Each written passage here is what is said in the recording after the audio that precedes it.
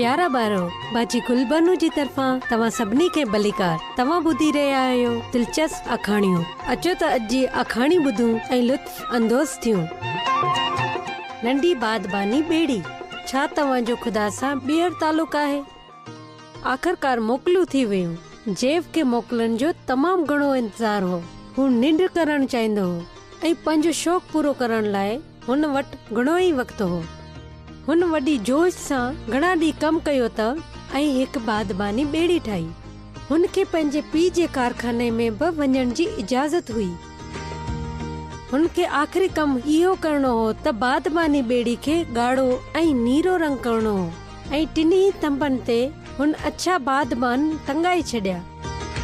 हू फ़ख्र सां पंहिंजी बादबानी ॿेड़ी वठी समुंड जे किनारे ते वियो ऐं हुन खे छोलियुनि ते रवानो थियण ॾिनो। हुन ध्यानु न ॾिनो त छोकरनि जो हिकु टोलो हुन खे ॾिसी रहियो आहे ऐं उहे उन वटि अची पहुता।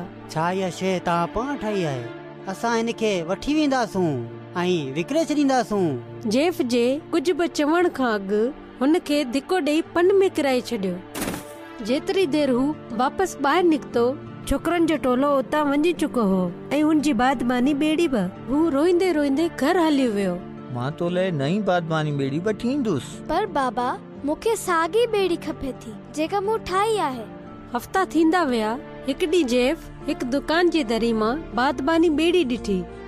बाबा, हीअ मुंहिंजी बादबानी ॿेड़ी आहे। छा तोखे यकीन आहे त इहा ई तुंहिंजी आहे? हा, मूंखे यकीन आहे। छा तव्हांखे हुनजे अॻियां वारे हिसे ते निशान नज़र न अची रहियो आहे? जेफ दौड़ींदो दुकान में विकंदड़ औरत ॾांहुं वियो।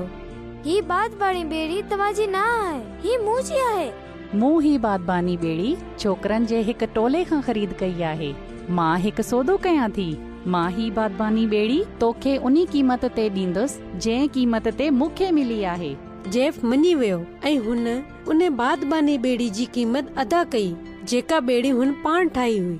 घर वेंदे रस्ते में हुन चयो, नंढड़ी बादबानी ॿेड़ी, हाणे तुंहिंजो तालुक मूं सां पेड़ो आहे।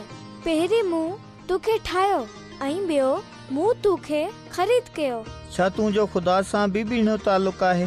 ॿीणो तालुक छो? ॾिस, ख़ुदा इंसान खे ठाहियो, पर पोइ इंसान गुनाह जे करे ख़ुदा खां परे थी वियो। जॾहिं यसू सलीब ते पंहिंजी जान ॾिनी, हुन पंहिंजी जान जी क़ीमत अदा कई त जीअं असीं वरी ख़ुदा सां तालुक रखी सघूं। मूंखे कीअं ख़बर पवंदी त मुंहिंजो ख़ुदा सां ॿीणो तालुक आहे? यसू खे चओ त हो तुंहिंजा सभई गुनाह माफ़ करे। हुन खां चओ त हो तुंहिंजी ज़िंदगी में अचे ऐं पोइ तूं ख़ुदा जो ॿारु थींदे।